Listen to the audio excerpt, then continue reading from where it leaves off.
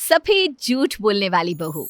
वैसे तो नूपुर हर काम में निपुण थी, पर उसकी एक छोटी और बहुत बुरी आदत थी, और वो थी सफेद झूठ बोलने की। अक्सर नूपुर खुद को बचाने के लिए साफ साफ झूठ बोल दिया करती थी। ऐसी ही एक रात की बात है। सभी लोग अपने कमरे में सो रहे होते हैं और नूपुर अंधेरे में फ्रिज से आइसक्रीम निकाल कर खा रही होती है। तभी वहां उसकी ननद नीतू आ जाती है।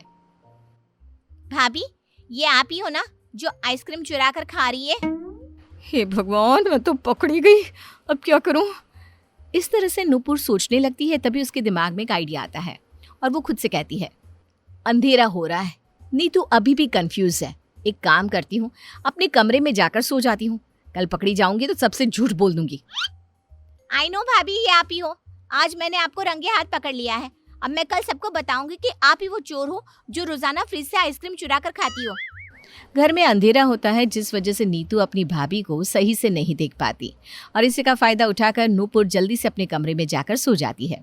अगली सुबह नीतू ये बात अपने घर वालों को बताती है, जिस पर नूपुर की सास विमला नूपुर से कहती है, बहू, मैं ये क्या सुन रही हूँ? तू ही है वो चोर जो रोजाना फ्रिज से आइसक्रीम निकाल कर खाती है? हाँ माँ, भाभी ही है वो आइसक्रीम चोर।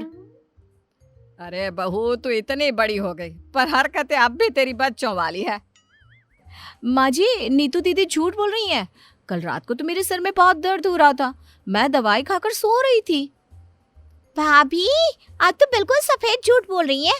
मैंने अपनी छोटी छोटी आंखों को बड़ा बड़ा करके देखा था आपको। माँ जी देखिए, अगर आपको मुझ पर यकीन नहीं है ना, तो आप रोहन से ही पूछ लीजिए। नूपुर के कहने पर विमला रोहन को बुलाती है और उससे पूछती है, जिस पर रोहन अपनी माँ से कहता है, हाँ माँ, नूपुर बिल्कुल सच बोल रही है। मैंने अपने हाथों से खुद नूपुर को दवाई खिलाई थी और दवाई खाकर वो सो गई थी। अब तो आपको यकीन हो गया ना माँ जी कि मैं सफेद झूठ नहीं बल्कि नीतू दीदी सफेद झूठ बोल रही हैं। और वैसे भी नीतू दीदी ने खुद बोला है कि उन्होंने मुझे अंधेरे में आइसक्रीम खाते हुए देखा था। अब आप मुझे ये बताइए कि जब रसोई में अंधेरा था तो उन्होंने अपनी छोटी छोटी आंखों को बड़ा करके भी मुझे कैसे देख लिया? इस तरह से नूपुर सफेद झूठ बोलकर खुद को बचा लेती है। अब इसी तरह से कुछ दिन बीत जाते हैं। समय के साथ नीतू का झूठ भी बढ़ता जाता है। ऐसे ही एक दिन, बहू, अरिया बहू। हाँ माँ जी, अभी आई। नूपुर अपना सारा काम छोड़कर अपनी सास के पास जाती है और विमला नूपुर से कहती है, बहू, कल निशा की पोती का नामकरण है। उसने हम सभी को बुलाया है, इसलिए तू जाने की तैयारी कर ले। कल हम सबको शाम तक उनके घर पहुंचना है। क्या, निशा बुआ के घर? क्यों, क्या हुआ? कुछ नहीं माँ जी, मैं जाकर तैयारियां कर लेती हूँ, कल जाना है ना। इस तरह से नूपुर जाने की सारी तैयारियां कर लेती है, पर जब जाने का समय आता है तो निशा मन ही मन बोलती है, हे भगवान, निशा बुआ कितना पकाती है और उनकी बहू कितना फेंकती है।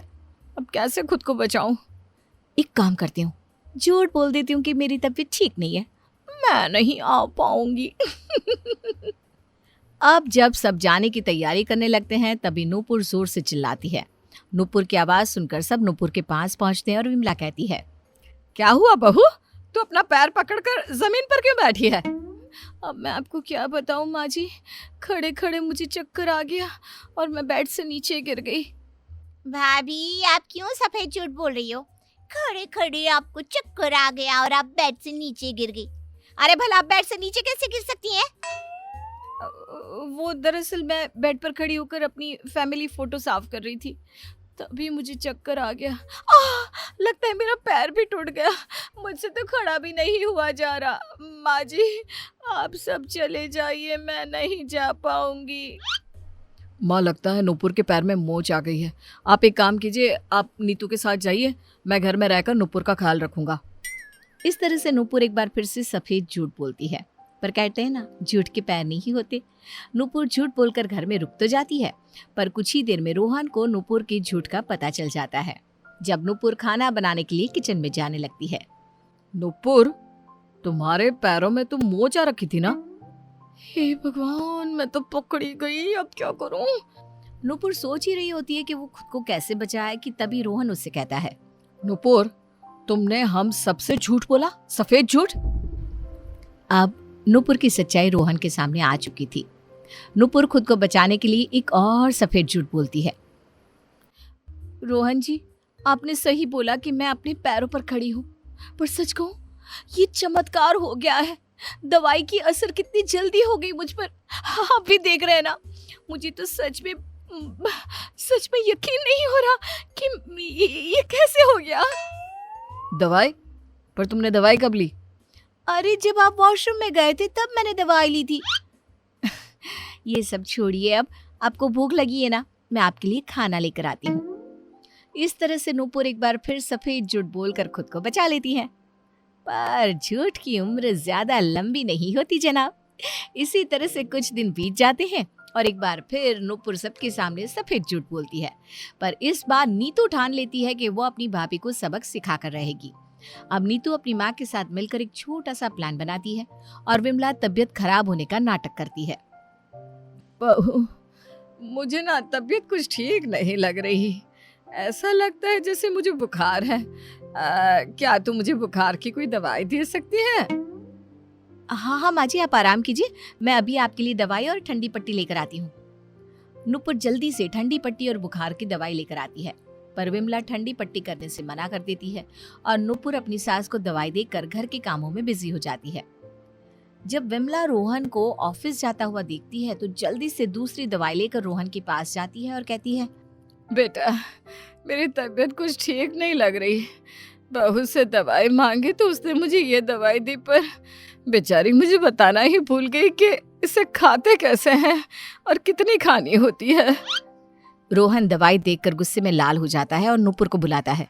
नूपुर, तुमने मेरी माँ को जहर दिया? तुम मेरी माँ को मारना चाहती हो? पर रोहन जी, मैंने तो माँ जी को बुखार की दवाई दी थी। माँ जी के पास ये जहर की शीशी कहाँ से आ गई, मुझे नहीं पता। बहू सरासर झूठ बोल रही है। अरे अभी कुछ समय पहले तू नहीं तो मुझे ये दवाई दी थी। माँ जी, सफेद झूठ मैं नहीं, आप बोल रही हो। पर मुझे ये समझ में नहीं आ रहा कि आप ऐसा क्यों कर रही हो। तेरी अनपढ़ सास मैं, हमेशा मैंने तुझे अपनी पलकों पर बिठा कर रखा और आज मुझे तू कह रही है कि मैं सफेद झूठ बोल रही हूँ। तू सही कहती थी नीतू कि तेरी भाभी सफेद झूठ आसानी से बोल लेती है। इस तरह से विमला झूठ बोलकर रोने लगती है और रोहन अपनी माँ की बातों में आ जाता है। पर विमला के कहने पर रोहन नूपुर को माफ कर देता है और जब रोहन ऑफिस के लिए चला जाता है तो विमला नूपुर से कहती है, मुझे माफ करना बहू, मैंने आज पहली बार झूठ बोला और आज पहली बार मेरी वजह से तुझे रोहन ने इतना डांटा। पर माँ जी, आपने सफेद झूठ क्यों बोला? आपको पता है ना, इससे मेरा और रोहन जी का रिश्ता भी टूट सकता था। तभी वहां नीतू आ जाती है। भाभी, ये सब बस एक नाटक था ताकि आपको सबक सिखाया जा सके और आप सफेद झूठ बोलना बंद कर सको। और इस नाटक के बाद नूपुर को अपनी गलती का एहसास हो जाता है, जिसके बाद नूपुर फिर कभी सफेद झूठ तो क्या, लाल हरा नीला पीला कोई भी झूठ नहीं बोलती।